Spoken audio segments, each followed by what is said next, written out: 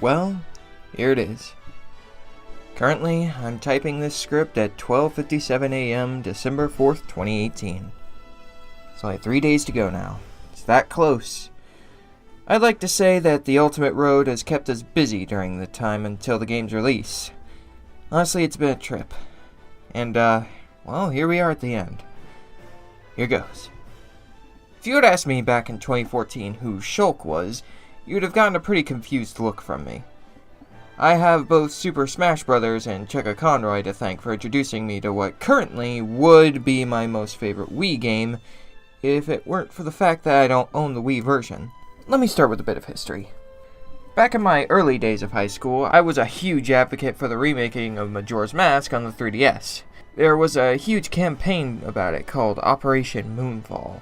Little did I know, its name was derived from a similarly named campaign from even before that known as Operation Rainfall, which was an outcry in the West to localize a certain few Japan-exclusive titles, one of which was Xenoblade Chronicles. Even after its eventual release, it stayed mostly obscure, with the title really only hitting a more wide audience with the release of Super Smash Bros. For Wii U and 3DS, where Shulk makes a groundbreaking appearance.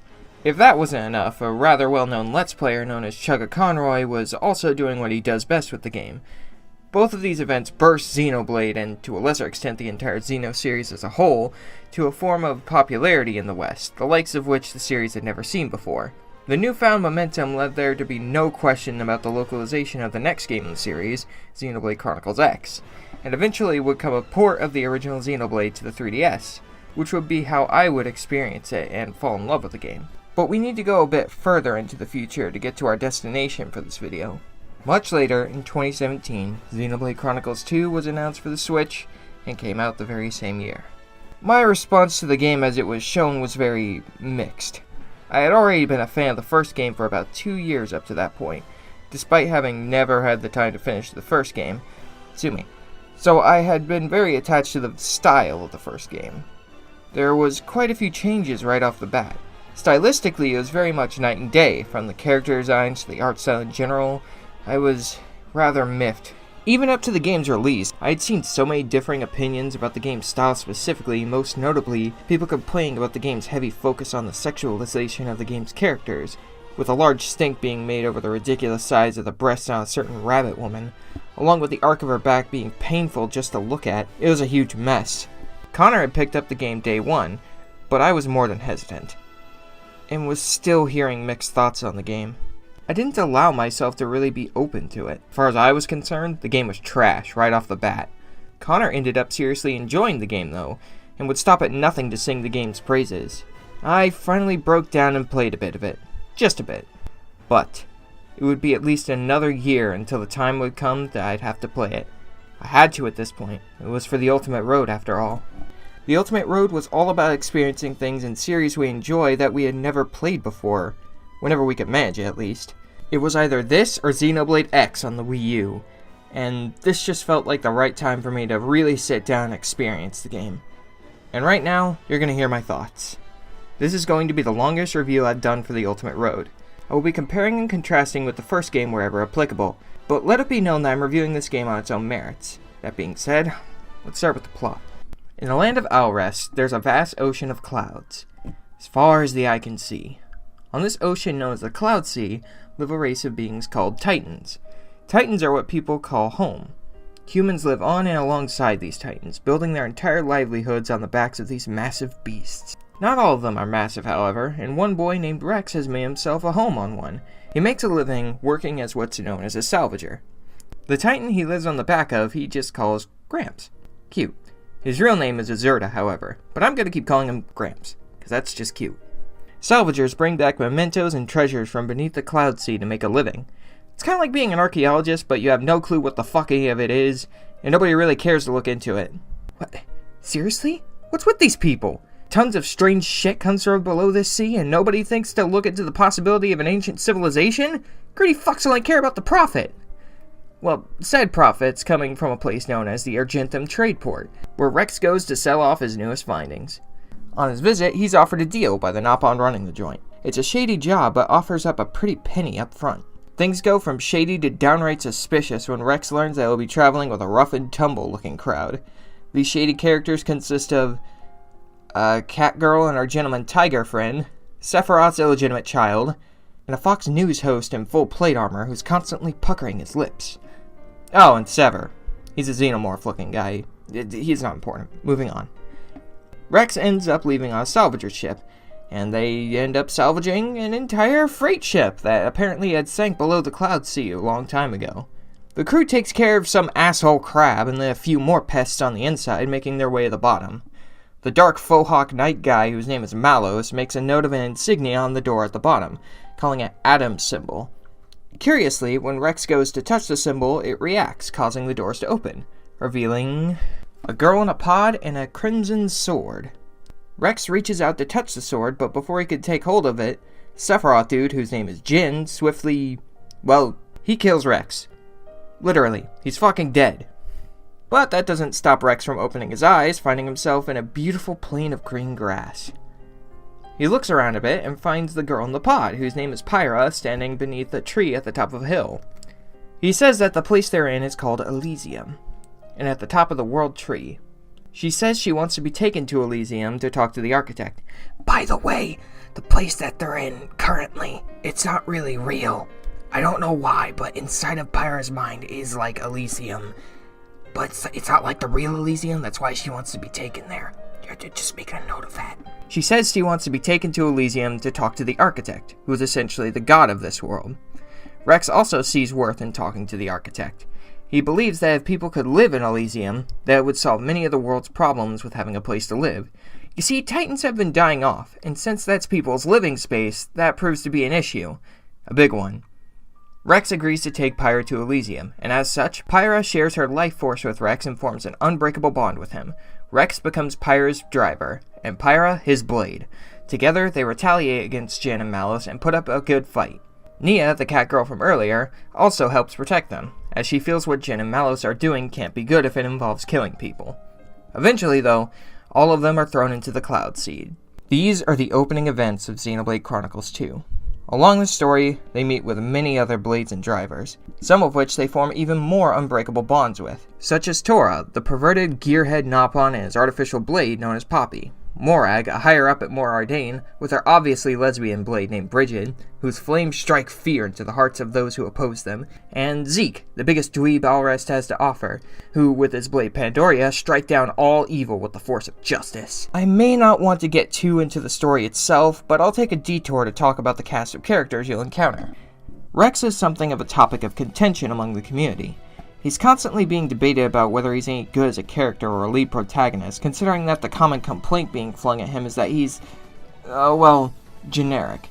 Now, this does ring true in a lot of areas. He's got a very stereotypical anime design, he's pure-hearted, slow on the uptake, and for the love of God. He pulls that bullshit where someone's unaware that somebody likes him in that way, and misinterprets it as a declaration of friendship. It's that bullshit, and it's lame in the most stupid way imaginable.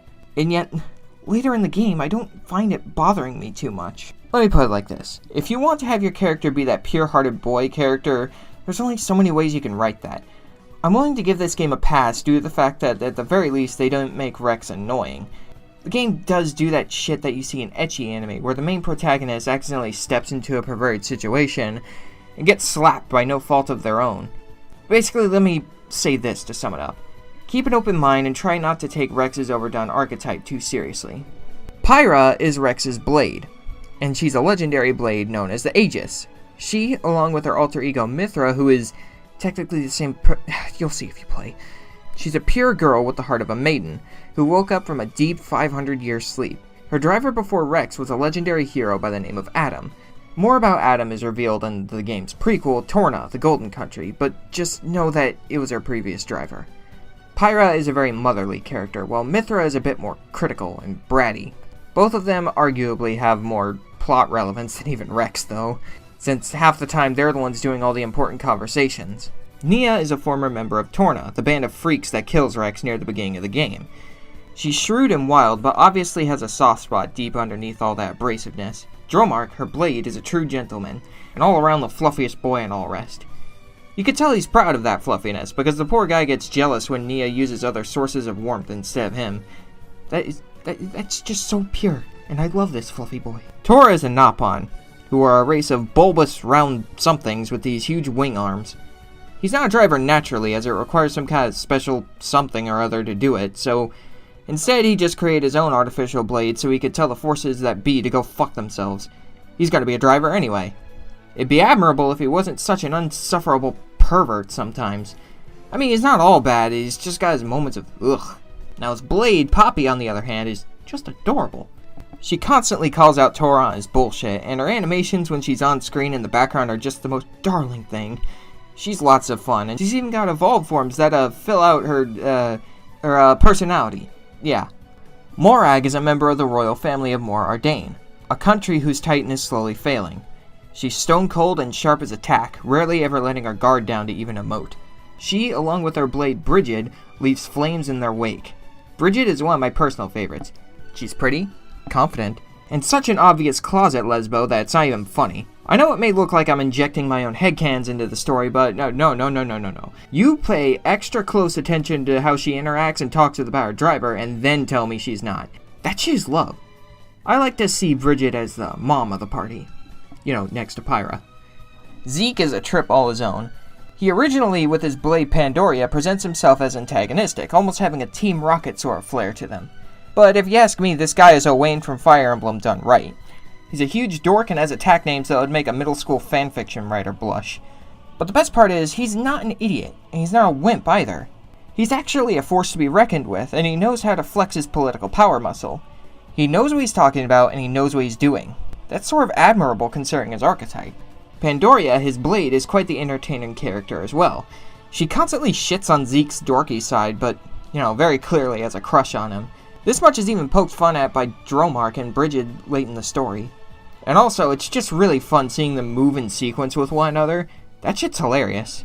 Now, one of the best things about the original Xenoblade was seeing how your party reacts to things and interact with one another. You eventually come to see the cast as a family.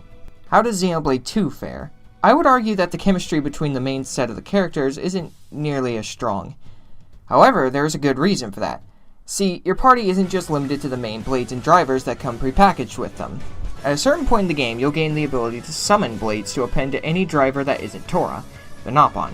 These blades, the unique ones at least, are all chosen at random, but they're a huge colorful cast of characters with unique personalities and capabilities. Not only that, but at the very least they all have one side quest associated with them to provide more context as to what their goals and interests are. The reason why much of the party isn't as close as the original crew from the Bionis is the large number of possible party members. The first crew's goals and interests, and the relationships they form, are all revolved with and intertwined in the main plot. In a sense, everything still revolved around the plot as much as possible, even if it was minor. With the incredibly large amount of characters for this entry, it only makes sense that they couldn't tie everything together without it being a mess. While I will never stop appreciating the masterful storytelling on display in the first game, this game does the best with what it has, and I appreciate them giving these blades, no matter how random their acquisition is, a bit more context to make them feel truly like a party member and not, just a tool. As much as I'd love to go over every plot point, which is the main driving force of the game, we'd be here all day and night if I tried to. Just know that if you're a fan of the scope of Xenoblade's one story, you won't be disappointed with this game's scope either. You go to so many places, meet so many people, and just so many twists and turns happen in the plot. It's genuinely a great time, and I won't be spoiling any of it here. As much as I would love to talk about my favorite points in the story, it just wouldn't be right. Instead, let's move on to the graphics, and by extension, the art direction of the game. I want to talk about this before getting into the details about performance and overall appeal of the graphics. I'm not going to cut any corners here or pull any punches. Compared to the first game in the series, this game's art direction is much more generic anime. The eyes are huge, the designs are much wackier compared to some of the more down-to-earth human designs from the first game. I mean, there's cat girls in this game. Need I say more? Now, this isn't to say that none of the designs in Xenoblade 1 are necessarily anime-esque, but it was much less noticeable in there.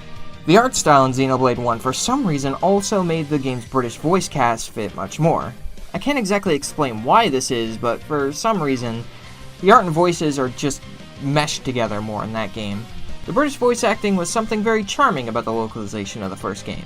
If you ask me, playing the Japanese voices isn't nearly the same because of the charm that's lost. Only thing is, they kept with the European-sounding human voices in Xenoblade 2, almost as if it's a tradition now, which on some level I can appreciate, but the new art style just doesn't fit the voices nearly as well as the first game did. I'll get more into the voice acting later, but for now I just wanted to make note of its meshing with the art direction. Another thing the game did differently this time around was with the character designs. Oh boy, this game really hit it hard with what I'm calling the Awakening Hammer. It's way more bad with the blades than it is with any of the human characters, but so many of the female designs of this game are just boobalicious. These girls just let it all hang loose. Even Pyra, who's supposed to be this pure, reserved girl, just shows all the skin and, well, that top doesn't leave much to the imagination. Even if it covers the breasts, you can make out every damn detail. This is mostly a personal thing, but these kinds of designs make it hard for me to take the plot as seriously as I would otherwise. That's not to say that the first game doesn't have its share of half-nudity, but it was never as gratuitous as this game. My point is that nobody's ass was hanging out completely, given that the player didn't go out of their way to actively remove the people's armor completely anyway. It's just way more in the player's face in this game, and jiggle physics are goddamn everywhere. This is purely personal, but I would prefer a bit more dignity in the character designs. I'm just saying that if I wanted to see these characters with less clothes on, I know how to take the proper avenues for that. Just saying. It's nothing about objectification or any morality or something like that, it's just how seriously I can take the story. And from my perspective, this game tries to have its cake and eat it too. This in particular is what I made the biggest stink about when I first set out to play the game. Even now it still bothers me to an extent, but I don't really let it ruin any part of the game for me. Now we can move on to the graphical quality itself, and it can range from extremely pretty, like with the environments, to borderline PS2 quality. This is one of those games that's extremely pretty when you look at it from afar, but starts to look rough around the edges when you zoom in. And this game loves to zoom in. During cutscenes, the games will zoom in on the hands of NPCs and their hands will look like a blocky mess, oftentimes taking me out of the scene a bit. There's a huge amount of clipping during cutscenes as well. Facial expressions can also sometimes look a bit off, mostly when characters have their heads turned at a 3/4 angle, where they get what I like to call the beak. This is what characters have because they wanted sideways facial expressions to look like they have visible lips and frontward angle to not appear that way, almost like an anime. And for the most part, the cell shading hides this well enough, but every now and then those guys look like they're about to channel their inner birds, and whenever it happens, my eyes can't look away from it. It's certainly not a bad looking game, but if they wanted to lower the quality of NPC models, they should take more care not to shove in the blocky parts of the model where they don't belong. I say it's not bad looking, but that really does understate just how breathtaking all the landscape shots are in this game. This is something that the first game excelled at as well, but if you ask me, 2 does it even better due to the more colorful settings you visit. It's stunning, to be sure. Everywhere you look, there's something pretty to look at. In terms of the environment, this game gets an A+ from me. Let's just take a quick detour to the soundtrack segment, as this is a very subjective topic. It's a great soundtrack to be sure, but I find myself still enjoying the first game just a tad more in this case. This game is no slouch by any means whatsoever, but I'd like to give the first game the edge. The music is extremely atmospheric and fits the situations and environments the game throws you in, most notably in the Uriah and Moradane areas. The battle themes are all high action and blood pumping as well, high marks across the board. While we're on the topic of sound, let's go into the voice acting. Good God. Good God. There's a reason I played this game with the Japanese voices. The English voices couldn't sound more bored and uninvested if they were told to read the dictionary to a group of dozing off elderly people in a nursing home. It's not really the quality of their voice, it's more the delivery. They sound fine in normal conversation, but they use the same direction for the voices when they're in fights or in any intense scene. It ranges from cringy to absolutely hilarious. I'm sorry if a lot of you enjoy the English voice acting, it's another subjective topic that doesn't affect the game's overall quality by much. I mean, just look at Mega Man 8, but I can't in good faith suggest the dub. Stick to the Japanese voices if you ask me. They do a much better job, and even the battle announcer sounds intense and pumped up. It's magnificent. Okay. It's finally time to talk about the real meat of the game, the gameplay. Xenoblade Chronicles 2 is an action RPG with a huge sprawling world and shit tons to do. Battles are active and allow you to walk around as you see fit. Your main attack is automatic and only happens if you stand still. As you auto-attack, you'll gain the use of your arts that you'll see on the right side of your screen. They're based on the weapons you're wielding, and all have varying effects. The more you use arts, the more you'll fill up your special gauge, which has 4 levels of charge. This gets us into the topic of blade combos. Different blades have different elements tied to them.